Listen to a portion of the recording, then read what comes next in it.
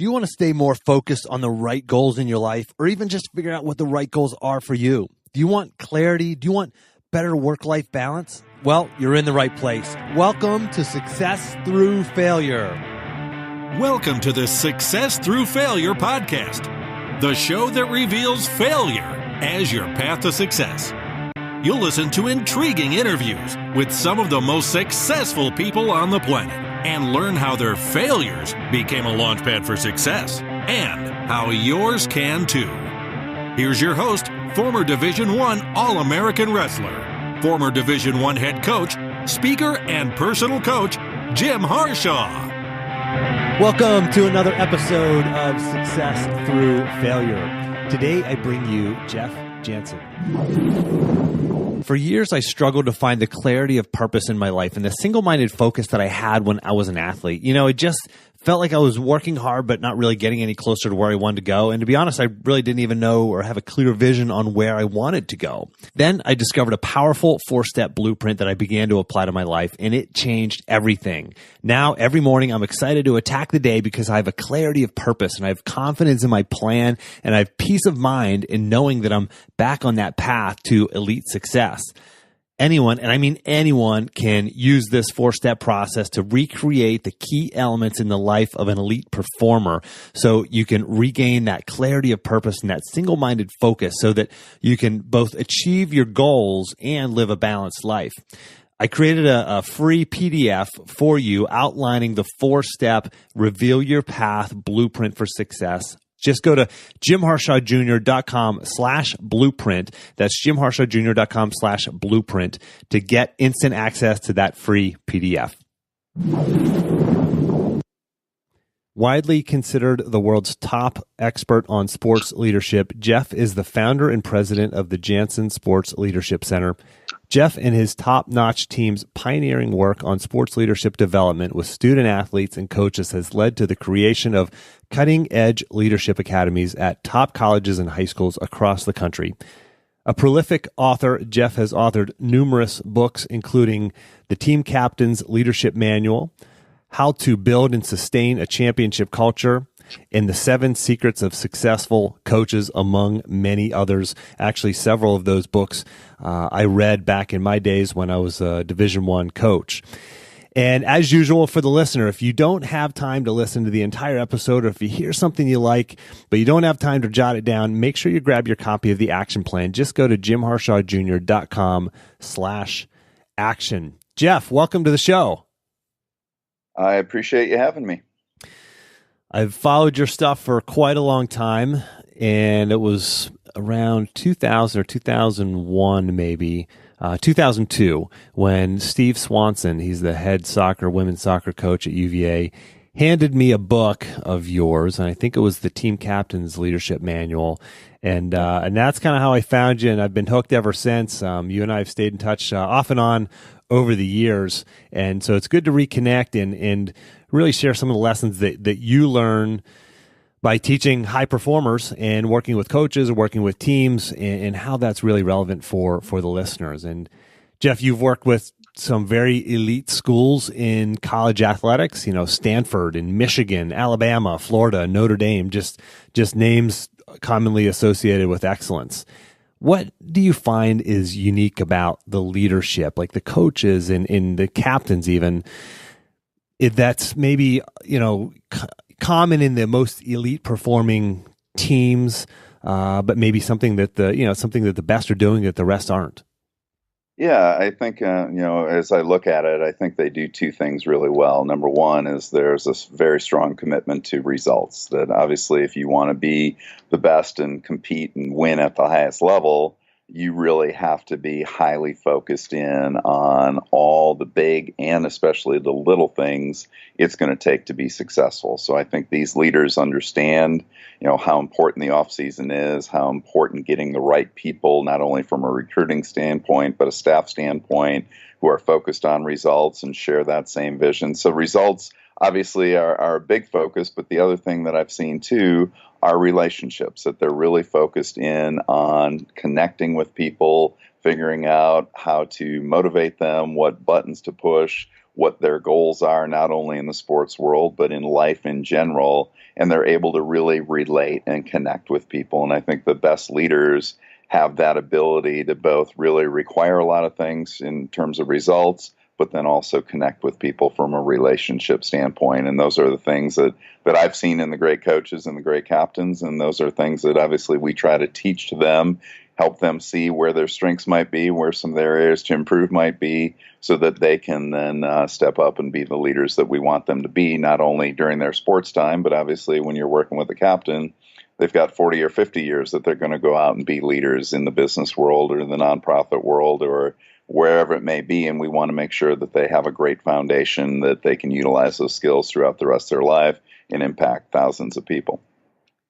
You talk about results, and these coaches and these leaders are focused on results. But you also oftentimes see some of the best leaders sacrificing results in the short run for long-term results, right? We want to win now. And I'll give you an example, and this is just an example because it hits close to home for me. University of Virginia basketball team, very successful season. And Tony Bennett, the head coach, cut one of the guys from the team. He was arguably the best player. Austin Nichols was his name. He cut him from the team, not this season, but the season before.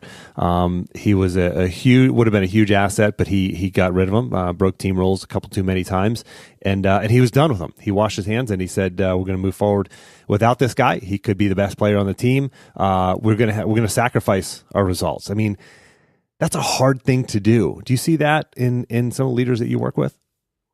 For sure. I think, as you're talking about there, sometimes it's the old addition by subtraction. Sometimes if you have someone, even though they might be supremely athletically talented in the sports world or even in the business world, if you have someone who's making the numbers, yet they don't fit with the culture and what you want to do and accomplish overall, and what you want to be, I think there's a lot of leaders, unfortunately, that are just going to look at those numbers and they're going to allow the person to, be a jerk, or they're going to allow the person to be selfish. And what they don't see is that erodes the rest of the culture, and that erodes the respect and the trust of everyone else. And I give Coach Bennett a lot of credit, and other coaches that I've seen who understand the bigger picture of, we need to create a culture that's not just going to help us win one or two games short term, but is going to build a program that attracts the right kind of people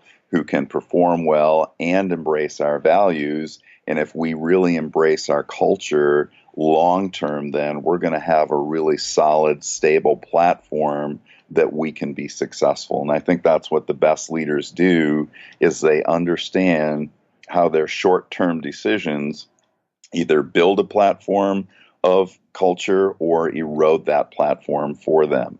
And that's something that I try to get leaders to really understand, is that these decisions that you make every single day have big ripple effects on the kind of culture that you want to have, and how people are going to look at you and respect you and listen to the standards and believe them or not believe them. So, I give Coach Bennett a lot of credit in understanding the long-term health of his program. And obviously it's worked out very well for him and other coaches too. It may not just work out in the short term, but it usually works out in the long term.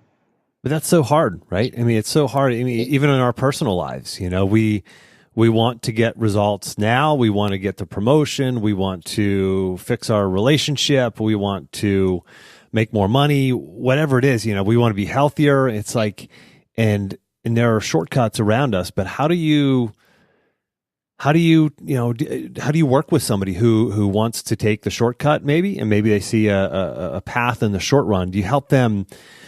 I mean, is it a personal philosophy that's based upon? Is it in just a gut feeling that they have? Is it just a clarity about what their personal philosophy might be, or their program, or their team culture might be? I mean, how do you go about creating a framework for you to make that tough decision? Because it's a tough decision, no matter how you slice it. For sure. Yeah. I mean, there's always usually some negative short-term ramifications for it, whether you're, giving your team a good chance of losing this next game, or obviously in the media world today, these suspensions or these, removing a person from the team, there's going to be a lot of pushback in a lot of ways. So it is a challenge. But what I go back to all the time, some of your listeners might remember Joe Gibbs, who was a football coach for several years and also involved in racing. But he once said, you know what, you need to have your values and principles because they're going to be tested. So one of the big things that we try to work on, and I know you do as well, Jim, is to really have people look at what are your core values. What are the things that no matter if you've won 15 in a row or lost 15 in a row, that come heck or high water, you are going to stick to these principles because they're what you are all about, and long term that if you stick with these principles, they are going to provide a solid foundation for you from which to build upon. And they're also a solid foundation that when you look in the mirror at the end of the day, you can look in your eyes and know that you did the right thing for yourself. So we really work on understanding what are your core values as a coach or as a leader, and then obviously trying to understand what are those critical core values that you are going to never break because you believe that long term those are the things that give you the best chance of success, and those are the best chance, to have the kind of character that you want to have as a person and as a program. I find it interesting, Jeff, that you work with these elite institutions. I already mentioned the Stanfords and the Notre Dames of the world, right? And they're already very good. Why do they hire you, right? Why are they bringing you in? I mean, what makes them say, you know what, we're great. How do we become elite? Why would somebody, who's already performing at a high level, the listener, for example, say, let me actually pay somebody else to get even more out of me?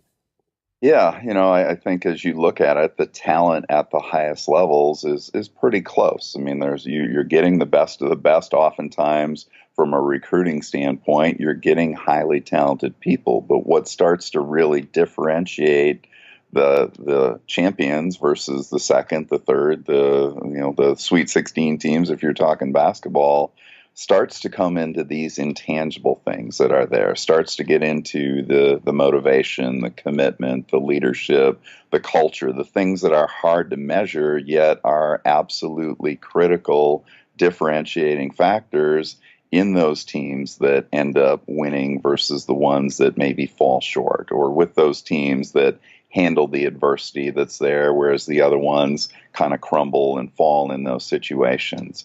And what I always say to coaches or to athletic directors is we're going to probably make a +1 or +2 difference with your program. And the way I give that as an example is, let's say you've got a team that at a talent level is at an 8 or so. What we can do is if you've got those intangibles working for you, we can get that talent of 8 level because now they're more motivated, because they have a better team chemistry, because there's better leadership. We can hopefully have that talent level playing at an 8, maybe playing at a +1 at a 9, or even a +2 at a 10. It's those intangibles that can make the difference. And sometimes even if you have a 9 or 10 level of talent team, but those intangibles now are working against you. You have kids who are burned out. You have poor leadership in the locker room. You have a lot of people who aren't getting along or understanding and embracing their roles. That talent level of a 9 or 10 can now be a -1 or a -2, and now maybe you're playing at a 7 level, and this team that maybe on paper isn't as good as you, but because they have the intangibles going for them, can start to beat some of those more talented teams on paper because they don't have those intangibles going for them. So, obviously recruiting is going to be important, and developing players and talent is going to be important, but usually, as you know, Jim, what separates the best from the best, that talent level starts to even out at the highest levels, and it becomes those intangible factors that really make the difference in championship teams. Sure. And a big part of that, I know you've written at least one book on it, is accountability. And it's a word that scares some people in a word that other people really welcome. But how do you teach people to be accountable? I mean, how do you teach? I mean, you're certainly working with young athletes, young people, young folks that are just learning the accountability. But how are you teaching that, and how can people hold other people accountable? Yeah, exactly. I mean, it is one of the biggest struggles that we see with our captains in terms of just holding other people accountable and being accountable themselves. And that's obviously a big part of the process. So one of the things that we did is put together this 7 steps of accountability and creating a culture of accountability. And those steps, number one is you got to understand, what is it that you're trying to achieve? What is your desired result? Because obviously the higher that is, the more you have to hold people accountable. The example I give in my book is, hey, if you're going to go in your backyard and walk up a hill, that's not that big of a deal. But if you're going to go climb Mount Everest, then you've got to make sure that every single person on that team is fully ready to embrace that challenge. They're fully prepared mentally. They're fully prepared physically to do that. They have all their equipment, because in a life or death situation or in such a really difficult climb, we can't afford excuses, because excuses, their lives on the line in these situations. So that's what I talk about a lot of times, is the higher you want to climb, the more important it's going to be that you've got full accountability, because you can't have people forgetting to do the basic things. So we start there. And then for me, accountability is all about standards. What are the standards or expectations that you have of yourself and of the other people on your team, in terms of, number one, how they're going to perform, but also then how they're going to behave and how they're going to treat each other. So step 2 in that whole process is establishing what your standards are. And if you don't clearly establish your standards, it's really hard to hold people accountable to things, because you never clearly told them, hey, this is what I needed you to do in the weight room, or this is what I needed you to come back in the off season. I need you to come back fully conditioned and ready to go, not us spending the first 2 weeks trying to get you back into condition. So it's establishing that standard. If you're going to be a leader, step 3 is you've got to exemplify that standard. You've got to be the best example of that standard. You've got to be one of the first ones in, one of the last ones out, one of the hardest workers there, because you can't hold anybody else accountable if you're not bringing it consistently yourself. So step 3 is exemplify that standard. Step 4 is getting your people to embrace the standard. Obviously, those standards are going to be pretty high, and they're going to ask for a lot of sacrifice. They're going to ask for a lot of blood, sweat, and tears from people, and you've got to get them to embrace that standard, not feel like, oh, that's our leader's standard or that's the coach's standard. It has to be our standard. This is what we need to do to hopefully get to that desired result that we established way back in step 1. How do you do that? How do you get somebody to embrace accountability, to embrace that standard? I think what you need to do is you get people involved in it. Some of the best coaches that I know, they don't come down from on high and just impose these rules on people. But if you read Coach K's book, Gold Standards, when he worked with the Olympic team for the very first time, what he was able to do is take a lot of selfish guys who were only doing it for endorsement kind of things, and was able to get them all in the room, certainly some of the key guys with LeBron and Dwayne Wade and Kobe and some of the others, and get them to really talk about, okay, this is a special opportunity to represent our country, and we've been embarrassed, quite honestly, in some of the previous years, and we can't have that happen anymore. So he sat down with all of them and said, okay, what are our standards going to be? So I think the more you can involve people in those standards, the more buy-in you're going to have. A lot of your listeners have probably read Stephen Covey's 7 Habits of Highly Effective People. Right. In there, he says no involvement equals no commitment. So if you don't have any involvement in what your standards are going to be, you're probably not going to be as committed to those. So we really encourage certainly the leaders to be involved in that, as much of the team as possible, to really talk about what are those standards going to be, so that they're going to be much more likely to commit to those and buy in and embrace those. And I just want to piggyback on that, because that is such a simple thing to do, but most people overlook it. Most people take it for granted that people are going to agree with them or just sort of buy into their standard or their philosophy. But whenever you seek that feedback, whether it's from your kids, or if you're a teacher, from your students, or if you're a coach with your team, or if you're a manager or a CEO, from those who work under you, once people feel heard, I mean, this isn't like every leadership book you ever read. It's this fundamental of just people want to be heard. People want to have an input. People want to have a voice. And I'll be honest, like sometimes it doesn't even matter if their input makes a change. But at least at the very least, if they're heard and they have a chance to have a voice, then they're going to be much more likely to embrace that standard. So that's great feedback and great advice, Jeff. So I think you're on number 4. What do we got for number 5?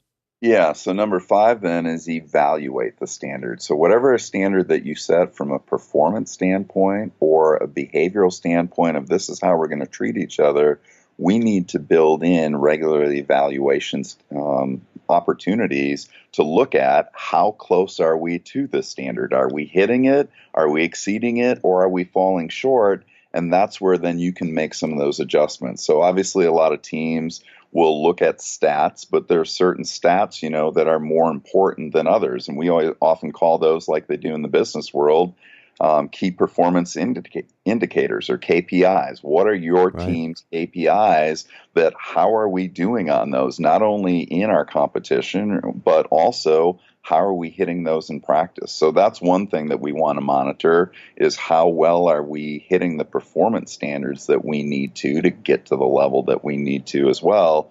But I think what's often overlooked, again, are these intangibles. So what we do a lot with teams is we've got different evaluations where they can evaluate their culture, or they can evaluate their chemistry, or their commitment, or their leadership, because I think those are often overlooked as well. And if we can evaluate those on a regular basis, see where our strengths might be, see where our areas to improve might be, then we can see, are we making the kind of progress we need to toward this desired result that we said we wanted to hit. So, that evaluation of that standard, I think, is a really important part of this whole process of accountability, to have some kind of metrics or measurements, both for tangible things and intangible things. And let me jump in there, Jeff. That seems to be like a step that a lot of people just skip, because that requires, in sports, that requires not training, right? That's not lifting weights. That's not doing strength and conditioning. That's not watching film. That's not practicing. That is hitting the pause button. That's getting off the treadmill and actually looking and evaluating and having a conversation. It's not doing, but I feel like most people, whether it's in sports or in the real world, we just do the same thing today and we're going to do the same thing tomorrow, because for no other reason than that's what we did yesterday. So they just kind of do the same thing, and they find themselves spinning their wheels or making the same mistakes over and over. But is that, I don't know, and don't let me put words in your mouth, but is that a differentiating point of programs, or is that maybe just something that you bring as an outside consultant that help people get off the treadmill and actually pause and evaluate? Yeah, I think it is a differentiator for sure. I mean, I heard one time, if you're going to take a cross-country flight basically from LA to New York, a lot of times that plane is going to start getting 1 degree off of its destination. And obviously what these different monitors and measures and GPS are able to do is nudge it back on course. Well, there are a lot of coaches and managers that maybe aren't doing that regular evaluation. Now they're getting 1% off course, and now they're getting 2% off course, and now 3%. Yeah. And they may end up in Hawaii rather than New York because they didn't do that regular evaluation along the way. And I'll give you a great example of this. North Carolina women's soccer, who obviously has won, 22 national championships this year, they not only are evaluating what's going on in competition, but every single practice, anytime there is a 1v1 competition or a 2v2 or 3v3, they are charting who has won that competition and who has lost that competition. And they keep that tally throughout the year and feed that back to their kids to see, okay, anytime we have a competition, boy, there's about 5 people who seem to win this, 80, 90% of the time. And there also seem to be about 5 people that no matter what, their team tends to be losing this all the time. So you can bet who's getting the minutes, who's getting the time. They're the ones who are competing like heck, whether it's a practice situation or whether it's a competitive one. So, it's that kind of evaluation that's going on. Hey, if you're going to win most of the time in these competitive drills, you're probably going to win most of the time when we put you on the field against another team as well. Yeah, right. Great KPIs, right? Yeah, exactly. So then just to finish that out, after you evaluate the standard, you've got 2 things going on. You either have basically people hitting or exceeding that standard, and when they hit that standard and when they exceed that standard, that's when you want to step up and, what I say, endorse those people or compliment those people, call them out in a good way.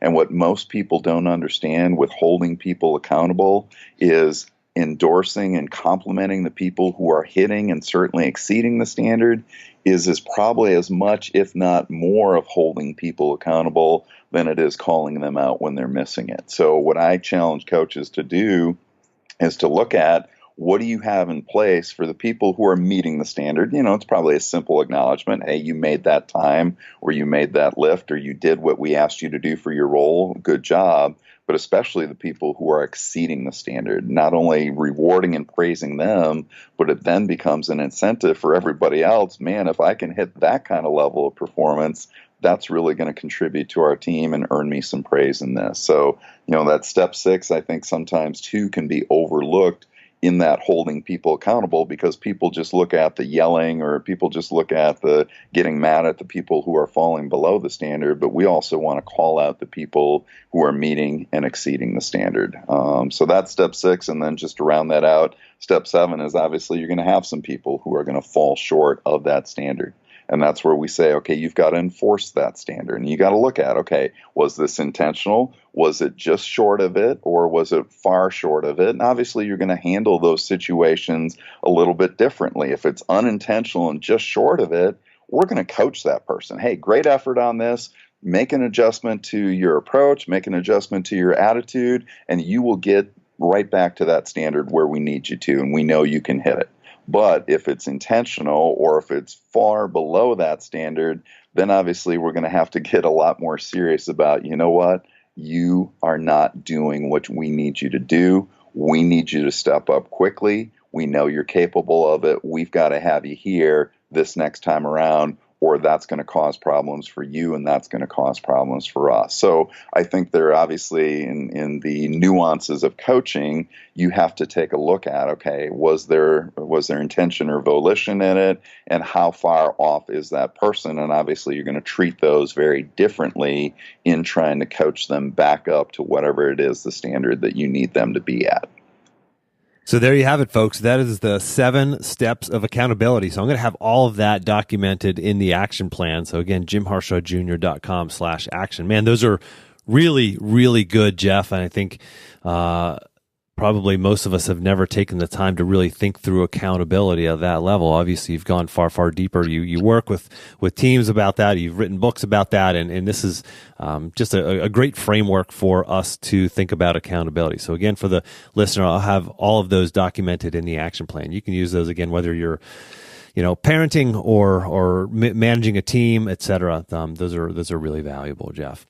Yeah, and then I'll just add to that. I mean, that's what we have people do, is look at, do you have the right platform to hold somebody accountable? And as they start looking at some of these steps, they see where they start getting tripped up trying to go up these steps. I mean, most people go to step 7 right away. I'm going to enforce this standard. Sure. I'm going to let them know. And it's like, okay, are you living the standard yourself? No. Have you clearly communicated what those standard was? No. Did the person embrace that standard? No. Well, then you got to go way back to steps 1, 2, and 3 and establish a foundation there, because when you try to hold that person accountable and you didn't do those other steps, they're going to roll their eyes and they're going to laugh at you, because they're like, you have no credibility or respect to try to hold me accountable right now. Yeah, absolutely. And I think we've all been on both sides of that, right? Trying to hold people accountable, and maybe we skipped a few steps and we're wondering why they're not following through. Or we've been on the other side where someone's trying to hold us accountable and we're saying, you never took my input, or, you're not living up to that same level yourself.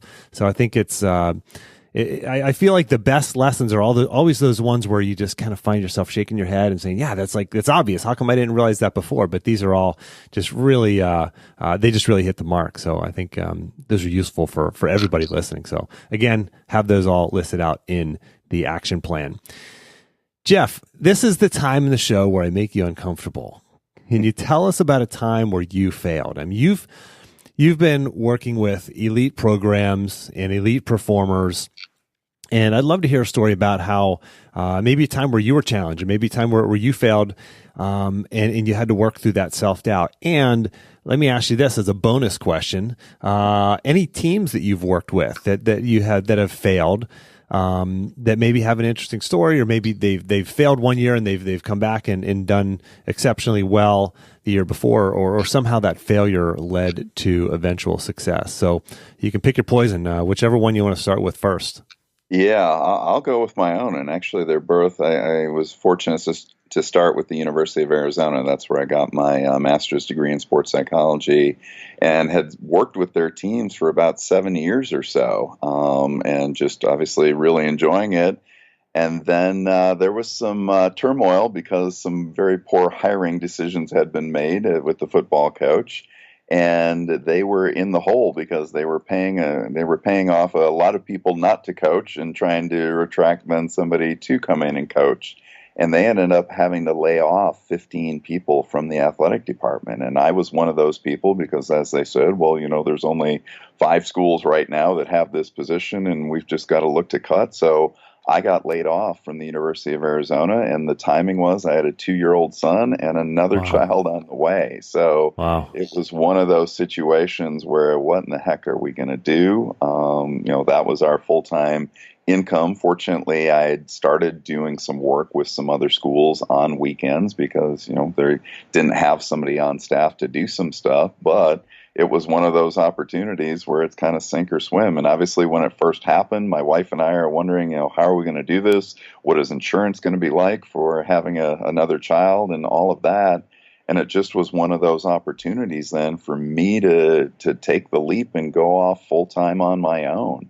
And, at the time it was scary, but looking back now, it was one of the absolute best things that could have happened for my career, because it gave me the opportunity to really go full force into these leadership academies and to, branch out in working with a lot more schools and to take this, really nationwide and worldwide. We've got schools in Canada who are doing our leadership academy now. But at the time, it was scary and it was a huge unknown, but because, I tried to trust myself, I had tried to look at the connections that I had made and just, put together a foundation. And fortunately, as I said, looking back now, it was the best thing that could have ever happened to me. So for people who are experiencing failure, when you're in it, it seems scary. It does seem like, what am I going to do next? But if you can see that as an opportunity, maybe to try some different things or to branch out in a different area, or to just have the courage to go full force into something new that your heart is calling, it can work out for you. And I think there's lots of people who will say that, whether it was, I think there's a whole book Harvey Mackay ended up writing about, people who've been fired or had failures, and they look back as it is one of the best things that could ever happen to them. And certainly that was the case for me personally. Yeah. And I just want to, just add upon that for the listener. I mean, there's something that's going on in your life right now, and you're saying, why me? Why did this happen? Or why can't I get this done? And you're facing some kind of challenge, some kind of obstacle in front of you, and there's no way to know how it's going to turn out. But I can't tell you, Jeff, how many times I've heard people say the same thing. This terrible thing happened, and in hindsight, my goodness, it was like the best thing that could have possibly happened. So you just don't know. So for the listener, set your goals, keep moving forward, put one foot in front of the other, believe in yourself, surround yourself with the right people, and good things can come out of that. So awesome advice, Jeff, and thank you for the story. And kind of putting you on the spot a little bit on the second one. I don't know, it's not something that I gave you a heads up on, but I don't know if there are any situations with a team or a coach where they've gone from failure to success, or they've experienced some kind of significant failure and then bounce back. Yeah, I mean, I've got one that goes right back to Arizona. I was fortunate to work with their softball program and their fabulous coach, Mike Andrea, and they had lost a championship to their rival team, UCLA, and just, not fun to do that, to get that far and lose. And they ended up having, a lot of All-Americans graduate. One kid was going to the Olympics, so she had to redshirt the year. And they were playing this next year then again. And what we ended up doing was using a Muhammad Ali story, one where when he was young, he had this bicycle that he had worked hard for and earned himself. It was a secondhand used bike. He had it for about a week and then went out behind his house where it was parked and it was gone. And he asked all his friends, "Have you seen my bike? Have you seen my bike?" And no, somebody had stolen his bike. Well, obviously he got involved in the sport of boxing and to motivate himself before he stepped in the ring. One of his coaches once told him, "You know what? You need to look over at that guy and say, you know what, that's the guy who stole my bike." So that Arizona team ended up looking at that and saying, you know what, it felt like UCLA had stolen our championship the year before, and we've got something to prove. And they definitely played with something to prove. We ended up using this bike symbolism that every time they would beat a team, they would get like the handlebars back, or they would get the back. And this team went on and won the national championship that year. And Coach Candrea had inscribed in our championship rings 2 words, "our bike," that we had gotten our bike back. So, using that failure, using that Muhammad Ali story, they played with such a passion, even though probably on paper they weren't a 10 team in terms of talent, but they beat some teams that had 10 in terms of talent because they had those intangibles and were playing at definitely a +2 or higher level in terms of their motivation and chemistry to get their bike back. Wow, very cool. Sometimes these stories come out for football and basketball teams, but you just rarely hear those kind of amazing, really cool stories about any of the Olympic sports. So, really cool. Great analogy. Great story. Yeah, it's a fun one. Jeff, what action can the listener take, let's say, in the next 24 to 48 hours to really start moving towards their own goals, towards a better life, towards being more accountable themselves, maybe, or maximizing their own performance? Any tips, or maybe one tip or tactic that somebody can do in the very near term to start seeing results?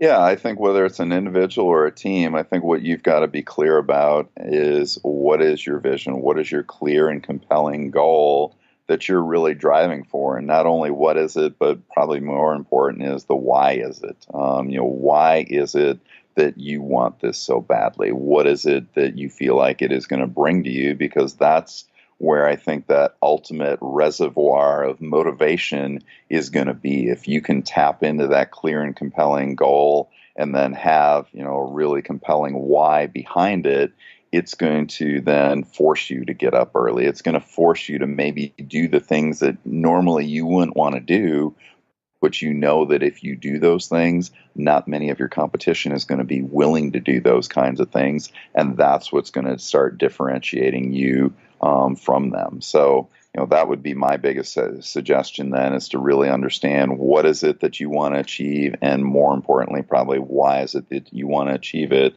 because that's going to provide you with the motivation to do all those difficult things it's going to take, to make all those sacrifices that in essence are really investments in that goal or in that dream.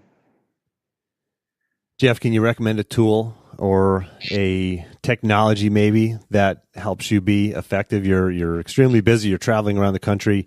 You got a lot on your plate, and family man as well.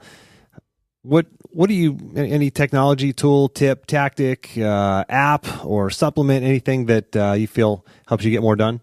Yeah, I think the best thing that we've done, we probably did this starting maybe 6 or 7 years ago, is we started using the Net Promoter Score, or NPS is what people call it. It's in most businesses, especially the high-level ones, will use this. And it simply asks people, would you recommend, on a 1 through 10 scale, would you recommend us to someone else?